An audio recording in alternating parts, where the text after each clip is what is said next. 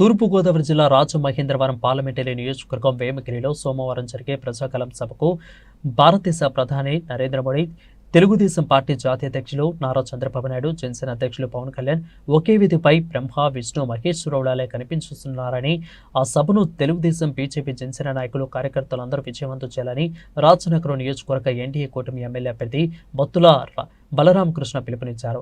ఇక రాష్ట్ర యువతి భవిష్యత్తు కోసం, రాష్ట్ర అభివృద్ధి కోసం, రాష్ట్రంలో రాక్షస పాలనను అంతమొందించేందుకు ఈ బ్రహ్మ, విష్ణు, మహేశ్వరులు కలిసి ఒక కూటమిగా ఏర్పడ్డారని ఆయన అన్నారు.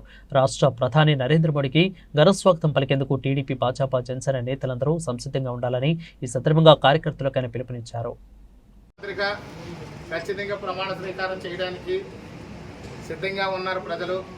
అదేవిధంగా నారా చంద్రబాబు నాయుడు గారు కూడా ఎన్డీఏ కూటమిలో ఆంధ్రప్రదేశ్లో ప్రమాణ స్వీకారం చేసి పీఠాన్ని అధిష్ఠించి ప్రజలకు మంచి సేవ చేయడానికి కూడా పవన్ కళ్యాణ్ గారి సపోర్ట్తో సిద్ధంగా ఉన్నారు.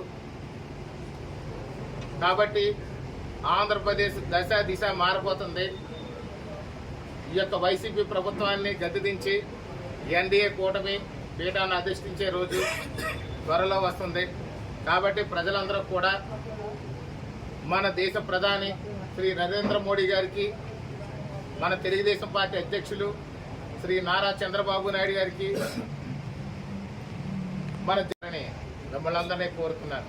జై జనసేన, జై తెలుగుదేశం, జై బీజేపీ. సార్, ప్రధానమంత్రితో వేదిక పంచుకోబోతున్నారు, ఎలా ఫీల్ అవుతున్నారు? ప్రధానమంత్రితో వేదిక పంచుకోవడం అనేది ఇది నాకు పవన్ కళ్యాణ్ గారికి కల్పించినటువంటి అవకాశం. ఇది రెండోసారి. గతంలో కూడా గుంటూరు జిల్లాలో జరిగినప్పుడు కూడా వార్తా వేదిక పంచుకున్నాము.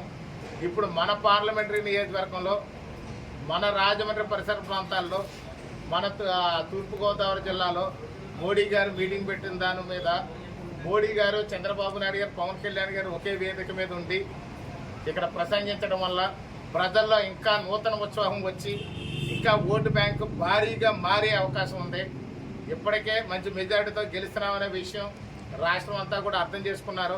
ప్రజలు కూడా మమ్మల్ని గెలిపించడానికి సిద్ధంగా ఉన్నారనే విషయం వారు ముక్త కంఠంతో చెప్తూ, ఎక్కడ ఏ చిన్న రోడ్ షో పెట్టినా సరే వేలాది మంది మహిళలు సైతం కూడా రోడ్డు మీదకి వస్తున్నటువంటి పరిస్థితులు అందరూ చూస్తున్నారు.